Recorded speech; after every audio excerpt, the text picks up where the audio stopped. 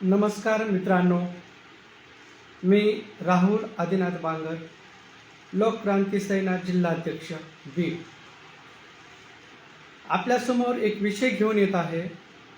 मी मागील काही दिवसापूर्वी जिल्हा परिषद बीड मुख्य कार्यकारी अधिकारी हटाव बीड बचाव असा नारा दिला.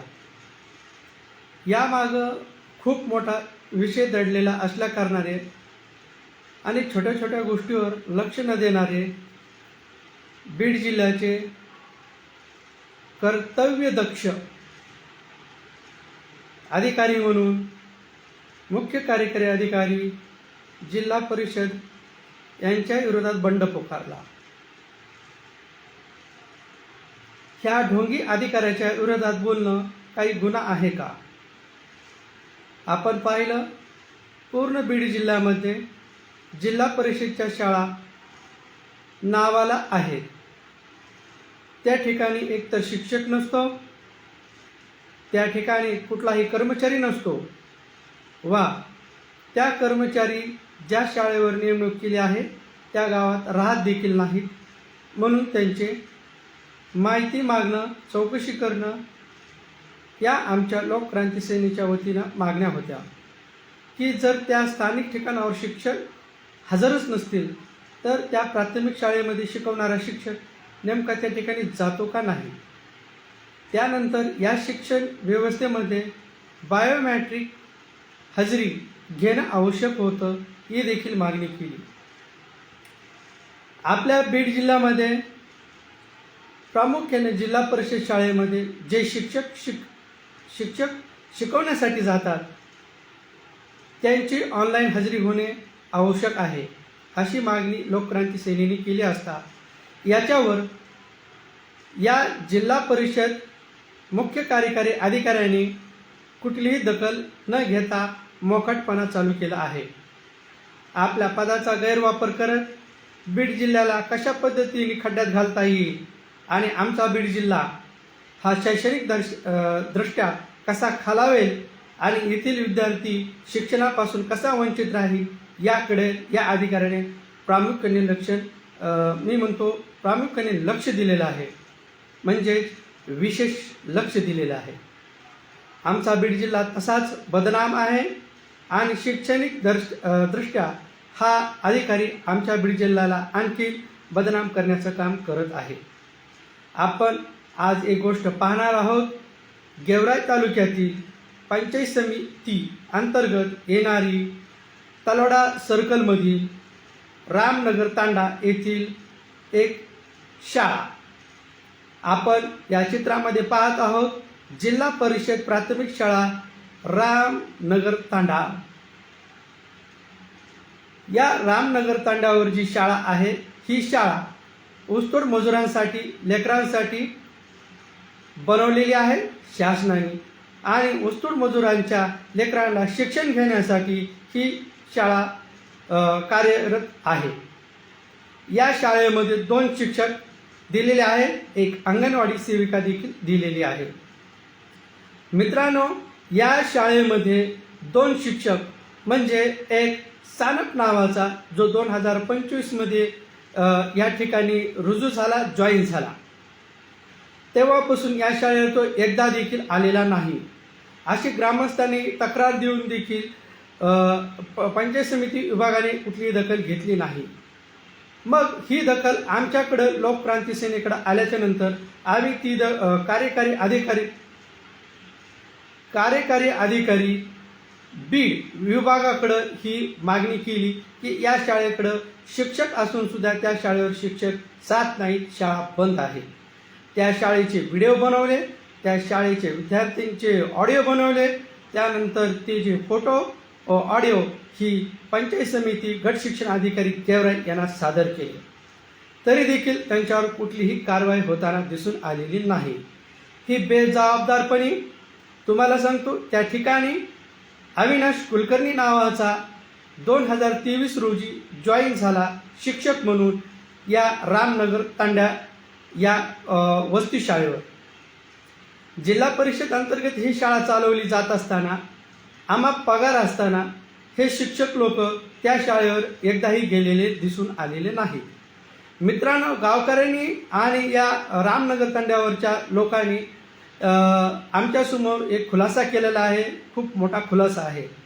जसे हे लोक या शाळेवर आले तेव्हापासून एकदाही या शाळेवर ते आलेले नाही असे या ग्रामस्थांनी तक्रारामध्ये सांगितलं आहे.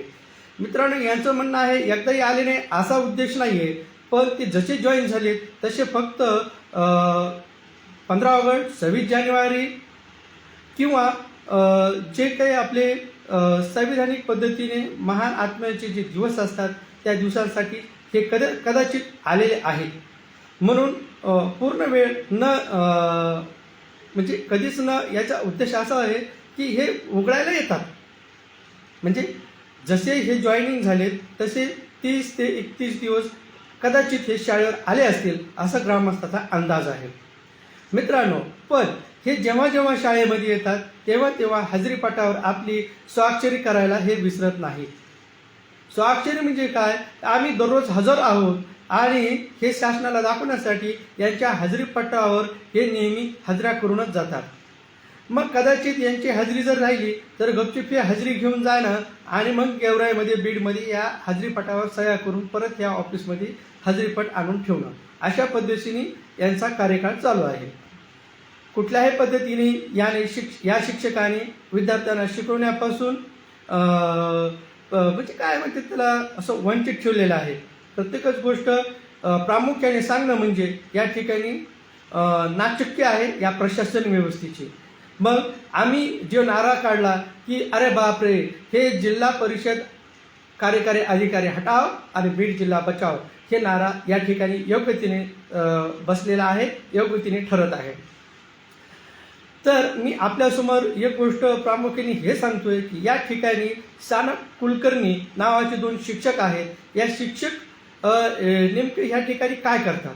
तर या ठिकाणी त्यांचा असा बनाव आहे की शाळा ह्या वाड्या वस्त्यावरच्या असल्या तर ऊसतोड मजुरांच्या ठिकाणाच्या असल्या, ज्या ठिकाणी ऊसतोडीला जाणारे लोक आहेत त्या ठिकाणची हे शाळा निवडतात.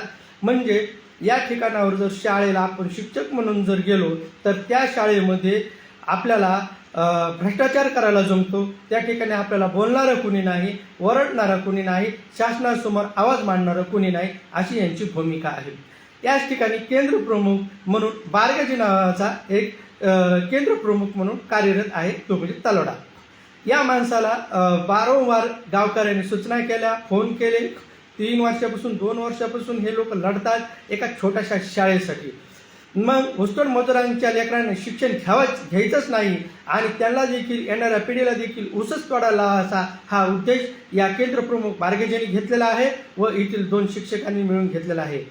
एकंदरीत या 3 शिक्षकांनी मिळून या ऊसतोड मजुरांच्या किंवा ऊसतोड लोकांच्या मुलाला शिक्षणापासून वंचित ठेवण्याचं काम केलेलं आहे. हा सगळ्यात मोठा भ्रष्टाचार आहे आणि शिक्षणापासून वंचित ठेवण्याचं काम देखील यांनी केलेलं आहे. आज भारत डिजिटल इंडियाच्या नावाने घोषणा करीत असताना या ठिकाणी यांची ऑनलाईन हजेरी होत नाही, ही एक शर्मनीय बाब आहे. मित्रांनो, आपल्याला सांगावसे असे वाटते, या ठिकाणी अत्यंत भ्रष्टाचारी विचाराचे लोक आपण जर पाहिलं, या सानप नावाच्या शिक्षकाला जर गावकऱ्याने फोन केला तर हा फोन उचलत नाही. कदाचित यांचा फोन कुणाचा तरी यांनी फोन उचलला तर त्यानंतर हा शिक्षक मी बीड जिल्ह्याचा डॉन आहे असं सांगत असतो आणि माझं काय उपटायचं ते उपटा, कुणाकडे जायचं ते जा, अशा भाषेमध्ये तो अर्वाच्य भाषेमध्ये बोलत असतो. असे देखील या ठिकाणी निदर्शनास आलेलं आहे. ही बाब अत्यंत खेदजनक आहे. त्यानंतर कुलकर्णी नावाचा जो शिक्षक आहे, मागील 5 महिन्यापूर्वी किंवा 6 महिन्यापूर्वी त्याचं हृदयाचं ऑपरेशन झालं म्हणून तो रजेवर आहे असं त्यांनी सांगितलं. मित्रांनो, त्याची रजा कितीपर्यंत होती हे देखील पाहणं, पडताळणं, चौकशी करण्याचा विषय आहे. त्यानंतर तो किती दिवसांनी शाळेवर आला आणि शाळेवर आल्याच्या नंतर त्याला जर विचारलं की साहेब तुम्ही शाळेवर का येत नाही, तर त्याच्याकडं कुठलंही उत्तर नसतं. तर अर्वाच्य भाषेत बोलतो, माझं काय वाकडं करायचं ते करा, कुणाला कंप्लेंट करायची ते करा, मला काहीही देणं घेणं नाही. या ऊसतोड मजुराची पोरं शिको अथवा न शिको, माझी मुलं शिकतात, याच्यातच मला अभिमान आहे. मला प्रशासनाची पगार मिळते, ती 1 रुपयाही कमी होत नाही.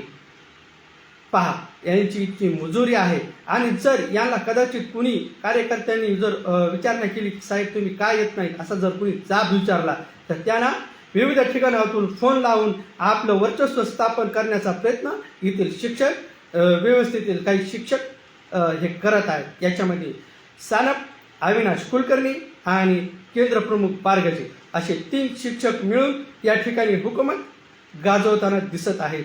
प्रशासनामध्ये असलेली मुजुरी ती कुठपर्यंत चालणार हा विषय प्रामुख्याने पाहण्यासारखा आहे. मित्रांनो, येथील स्थानिक समितीचे शालेय समितीचे जे अध्यक्ष आहेत त्यांचे नाव आहे राजू ढोंडराम चव्हाण, उपाध्यक्ष गोकुळ बाबुराव पवार. हे 2 या ठिकाणचे प्रमुख समितीचे प्रमुख असताना यांनी त्यांना वारंवार फोनद्वारे पाठलाग केला व पंचायत समिती गेवराई या ठिकाणी सुद्धा जाऊन त्यांचा पाठलाग केला की साहेब तुम्ही आमच्या शाळेला का येत नाही. तर त्यांना देखील वारंवार अशाच पद्धतीने उत्तरं देण्यात आले, अर्वाच्य भाषेने करण्यात आले. आम्ही म्हणजे डॉन आहोत आणि आमचं कोणीही वाकडं करू शकत नाही. नोकरी म्हणजे आमच्या खिशात ठेवलेली एक तिजोरी आहे जी आमच्या चावीने उघडणार आणि आमच्या चावीने बंद होणार. तुम्ही ऊसतोड्याच्या पोरांनो शिकायचं नाही आणि आम्ही तुम्हाला शिकून देणार नाही अशा भाषेमध्ये यांना उत्तरं दिलेली आहेत. हे अतिशय शर्मनाक गोष्ट आहे. मित्रांनो, जर ही अशीच जर गोष्ट राहत असेल तर सांगा ना, आमचा बीड जिल्हा ऊसतोड मजुरापासून कधी मुक्त होणार आणि आमच्या कपाळावर लागलेला हा डाग कधी पुसला जाईल. अशा जर शिक्षण व्यवस्थेमध्ये काम करणाऱ्या लोकांनी जर ठरवलं तर आमची वाटच लावायची असेल तर मात्र ती वाट लागल्याशिवाय राहणार नाही. मग आमच्यासारख्या पक्षाच्या लोकांनी जर आवाज उठवला तर ह्यांच्या गांडीला मुंग्या का येतात, ह्यांच्या गांडीला मिरच्या बी का झोंबतात हेच समजत नाही. या ठिकाणी अवश्य अश्लील शब्दाचा वापर करणं फारच गरजेचा वाटला. कारण यांना जर आगच होत नसेल आणि सर्वसामान्य जनतेची ऊसतोड मजुरांच्या लेकरांची जर जाणीवच होणार नसेल तर ह्यांच्या गुदद्वारा मार्गाला नेमक्या झोंबतात तरी कुणाच्या मिरच्या. प्रशासनाची फुकट पगार उचलणं, गलेलेट पगारी उचलून यांनी आमचे घरं बांधणं आणि बाहेर बघा आम्ही यांची मागणी अशी केली होती, जर हे शिक्षण व्यवस्थेमधील शिक्षक जर गावात राहत नसतील, हे जर परगावी राहत असतील तर ह्यांचे घर भाडे भत्ते का बरं बंद करण्यात येऊ नये. जर हे शिक्षक 2-2, 3-3 वर्ष जर शाळेवर जात नसतील तर यांच्या मागील 3-3, 2-2 वर्षाच्या पगारी का वापस घेण्यात येऊ नये व यांच्यावर फौजदारी गुन्हे दाखल का करण्यात येऊ नये. जर हे शासनाची सरेआम पद्धतीने फसवणूक करत आहात. हे तर सर्व हे 3 जण रामनगर तंड्यावरील हे 3 जण सानप, अविनाश कुलकर्णी आणि पारगजे हे तर सर्रास भ्रष्टाचारी या ठिकाणी दिसून आलेले आहेत. जर शासनाचा गलेलेट्टा पगार घेऊन हे जर भ्रष्टाचार करीत असतील तर या ठिकाणावर प्रशासन काय झक मारतंय का हा मोठा सवाल या ठिकाणी उपस्थित होतो. जर यांना फोटो व्हिडिओ याद्वारे फोटोग्राफी करून देखील गाव गोळा होऊन वस्ती गोळा होऊन जर या ठिकाणी प्रश्न उचलित असेल आणि या प्रश्नाकडे जर दुर्लक्ष करीत असेल तर या ठिकाणची प्रशासन व्यवस्था काय झक मारते का हा या ठिकाणी प्रश्न विचारावा लागणारच आहे. कोणीतरी कडक पद्धतीने या ठिकाणी भावना व्यक्त करणं हा काळाची गरजच वाटली म्हणून हा विषय बोलणं फारच गरज वाटली म्हणून या ठिकाणी मांडत आहे. मित्रांनो, गरिबाच्या पोरांनी शिक्षण घ्यायचंच नाही का आणि त्यांची शिक्षणापासून त्यांना वंचित ठेवून यांच्या पाठीमागे आम्ही यांचे झेंडे मिरवायचे का आणि यांच्या दारात जाऊन आम्ही यांचे भांडे घासायचे का हीच परिस्थिती या ठिकाणी निर्माण केलेली आहे. आणि मित्रांनो, बीड जिल्ह्याला बदनाम करण्यासाठी हे बदनाम अधिकारी आपल्या बीड जिल्ह्याला लाभलेले आहेत. कुठल्याही पद्धतीने शिक्षण व्यवस्थेवर यांचं लक्ष नाही. येणाऱ्या काळामध्ये तुम्हाला सांगतो आता उन्हाळ्याच्या सुट्ट्या पेपर आणि शिक्षणाचं काय वाकडं होणार आणि शिक्षक म्हणतो की आमचं काही वाकडं होणार नाही, आम्ही 2-3 महिन्याच्या सुट्ट्यावर आहोत. फार बेकार परिस्थिती या बीड जिल्ह्यामध्ये निर्माण झालेली आहे. कदाचित एका महाराष्ट्रात ही परिस्थिती निर्माण झालेली असावी पण उद्देश माझा आहे की माझा बीड जिल्हा कुणीतरी वाचवा रे आणि शिक्षणापासून तरी आमचं संरक्षण करा रे. आमच्या हक्काचं शिक्षण तुम्ही आम्हाला देत नाहीत म्हणजे हे देखील आमच्या संविधानिक गरजा पूर्ण करण्यासाठी माझ्या शेतकऱ्यांच्या ऊसतोडी करणाऱ्या लेकरांना जर अंगणवाडीचा खाऊ देखील भेटत नसेल आणि ह्या शिक्षकामुळे जर त्या ठिकाणी आम्हाला खाऊ भेटत नसेल तर ह्या आमच्या ऊसतोडी करणाऱ्या गरीब लेकरांच्या पोटात तोंडातला घास तुम्ही खातात, अरे हे कुठं फेडणार रे? अरे तुला तर हृदयाचा झटका आला रे, तुला जर अटॅकच आलाच म्हणतोस रे अविनाश कुलकर्णी नावाच्या शिक्षका. अरे तू तर जगण्याच्या सुद्धा लायक नाही रे, तुला कुठं कुठं शिवा लागेल ती विचार कर. तू जर ह्या गरिबांचा पैसा खात असतील आणि शाळेला शिक्षणापासून वंचित ठेवत असेल आणि या लेकरांचं जर तू आयुष्याचं वाटोळं करीत असेल